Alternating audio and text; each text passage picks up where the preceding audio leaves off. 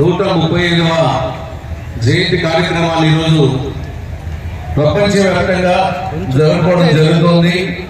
అందులో భాగంగా ఈరోజు మన పెనుగొండ పట్టణంలో ఈ కార్యక్రమాన్ని నిర్వహించడం జరుగుతుంది.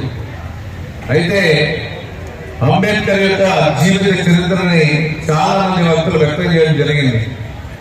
ఆయన పుట్టుక ఏ విధంగా జరిగింది, ఆయన ఏ విధంగా చదువుకున్నారు, ఏ విధంగా ఇబ్బందులు పడ్డాడు, కష్టాలు పడ్డాడు అనేటువంటి విషయాన్ని అందరూ కూడా తెలుసు. ఒక నిమ్న జాతి వ్యవస్థ కులంలో పుట్టినటువంటి వ్యక్తికి ఎన్ని కష్టాలు వస్తాయో ఆయన చరిత్ర చూసినట్టయితే అందరూ కూడా అర్థమవుతుంది. అయితే ఆయన చదువుకున్నాడు కాబట్టి ఒక స్థాయికి ఎదిగాడు. ఆ చదువే లేకపోతే ఆయన ఎదిగే పరిస్థితి లేదు. కాబట్టి చదువు అనేది చాలా ఇంపార్టెంట్. ఈరోజు చదువు అనేది వస్తే సంఘంలో గౌరవం వస్తుంది. ఆ చదువు లేకపోతే సంఘంలో గౌరవం ఉండదు. నేను కూడా దాదాపుగా నేను 7th క్లాస్ చదివేటప్పుడు రత్నపాలెం ఒక ఎస్ఐ వచ్చాడు. మా వృద్ధానికి వస్తే పాప ఇంట్లోకి వచ్చేవాడు కాదు. సార్ రాని లోపలికి వెళ్ళినా కూడా పాప ఆయన ఏదో ఇది వచ్చేవాడు కాదు. మేము రిక్వెస్ట్ చేసినా వచ్చేవాడు కాదు. అంటే నిజంగానే ఆ కాలంలో ఆ విధంగా వెనకటి రోజులు చూసినట్టయితే అస్పృశ్యత అనేది ఎక్కువగా ఉండేది ఆ కాలంలో. రాను రాను సమాజంలో ఈరోజు అందరికీ గౌరవ మర్యాదలు పెరుగుతూ ఉన్నాయి. దానికి కారణం ఏమంటే చదువు. చదువు లేకపోతే ఎవరిని గౌరవించరు అనే దానికి కారణం నేనే చూసా. మా వద్ద 2 క్లాసుల వ్యవస్థ ఉండేది. మా హోటల్లో 2 క్లాసెస్ ఇచ్చేవారు.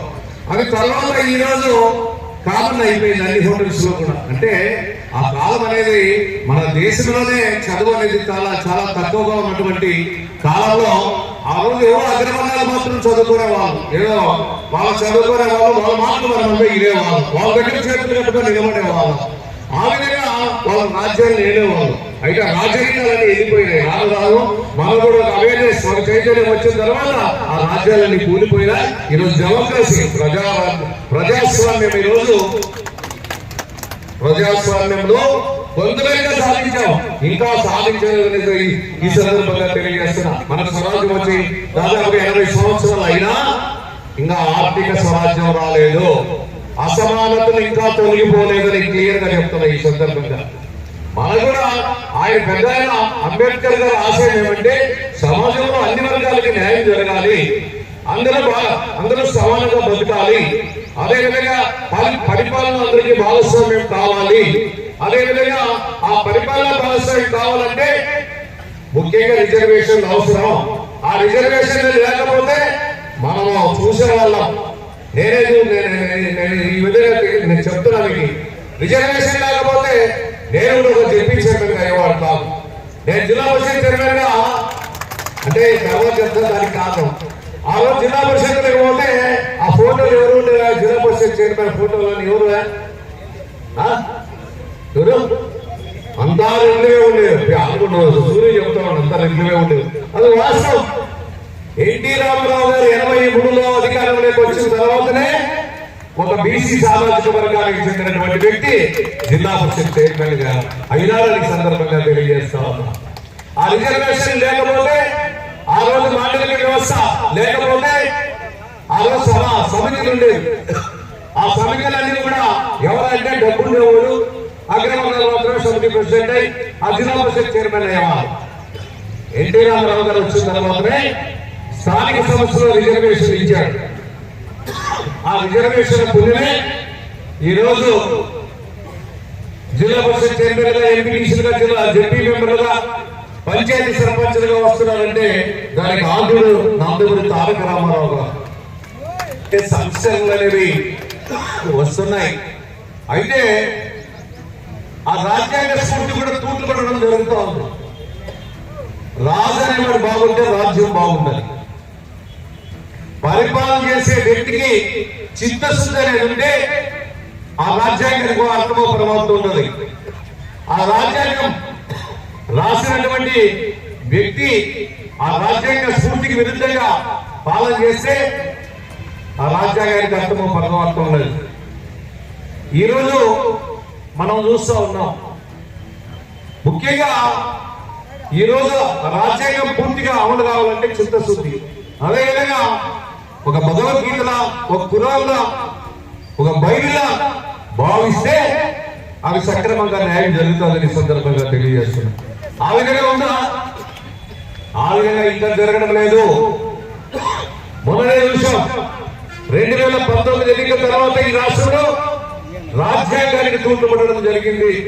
ఎవరా ఇప్పుడు తూట్లు పడిచింది? స్వేచ్ఛ బతికేనా, స్వేచ్ఛ మాట్లాడారా, మాట్లాడితే కేసులు. దానికి కారణం జగన్మోహన్ రెడ్డి పాలనలో 24 కూడా ఒక అనిశ్చితమైనటువంటి పరిస్థితి రాష్ట్రంలో.